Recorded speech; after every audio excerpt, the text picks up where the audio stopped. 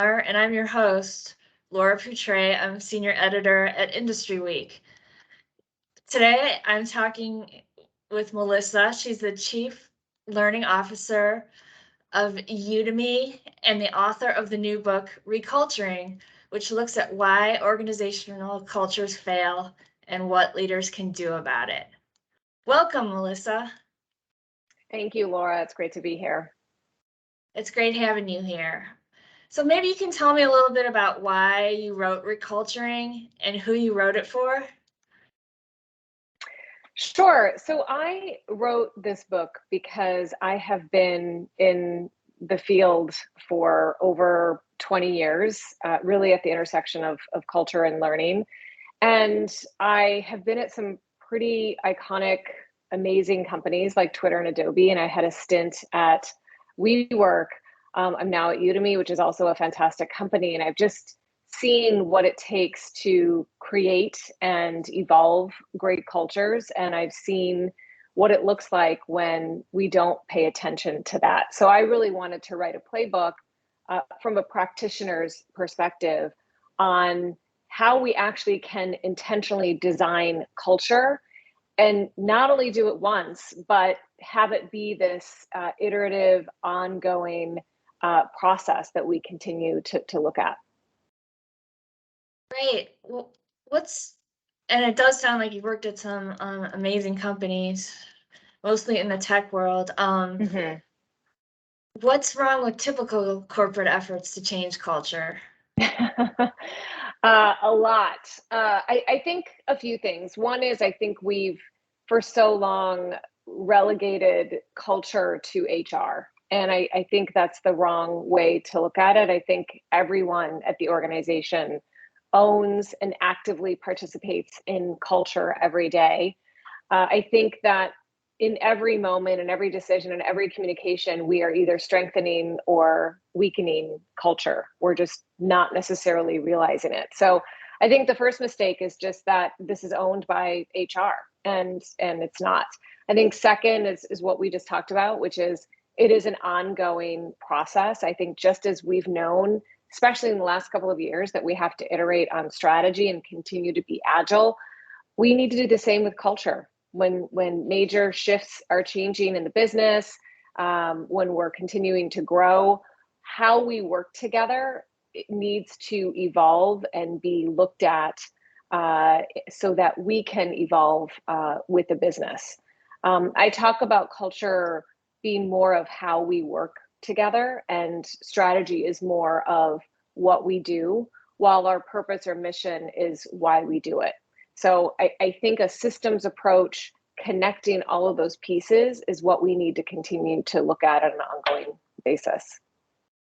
So starting at the very top, you know, human resources,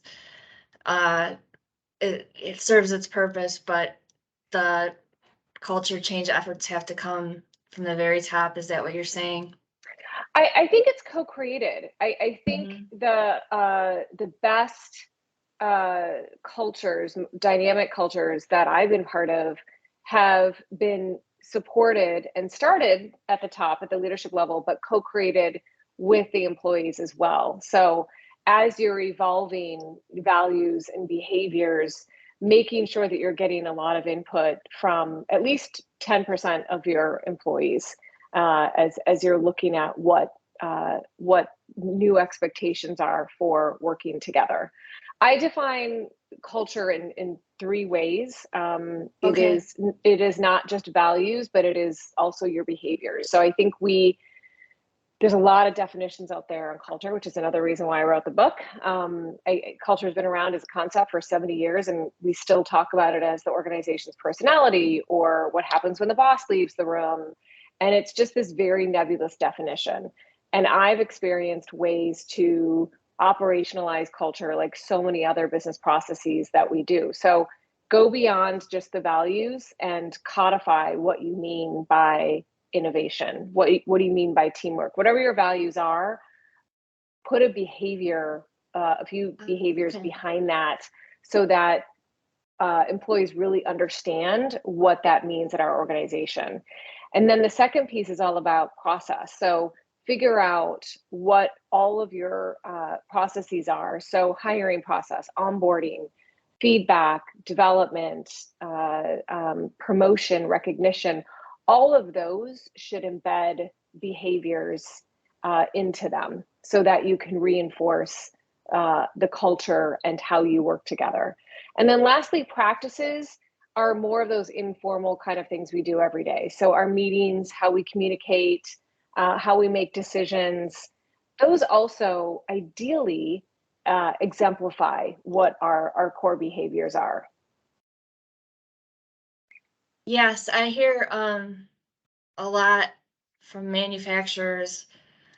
We have a value statement that we share in the onboarding process, and we have signs throughout the plant with our values. And we even have a values moment at the start of every Kaizen meeting. So is that enough? You're saying that you need to go further. Yeah, I mean, I think those are great practices, anything to kind of keep us aware of how we best want to work together.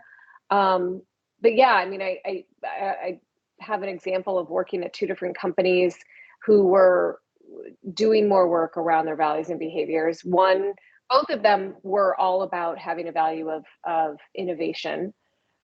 One wanted to slow down the innovation process a little bit because they felt that a lot of the ideas that were getting out there were not fully thought through and that they were spending a lot of wasted time working through some of these ideas. So a behavior that they came up with was ask each other why, giving us permission to ask that why question before we take the next steps on things. And so that was a core behavior that they still use today. The other company who had a value of innovation talked about how do we move faster, because we weren't getting ideas out there fast enough. So it was around we make it safe to prototype quickly. We want to get version 1 out there. So I think that is, again, a good example of innovation value in two companies, but how it looks behaviorally is very different. Right. Just to wrap up here, maybe you can give us some tips on how a company best begins its reculturing journey. Like, where do you start?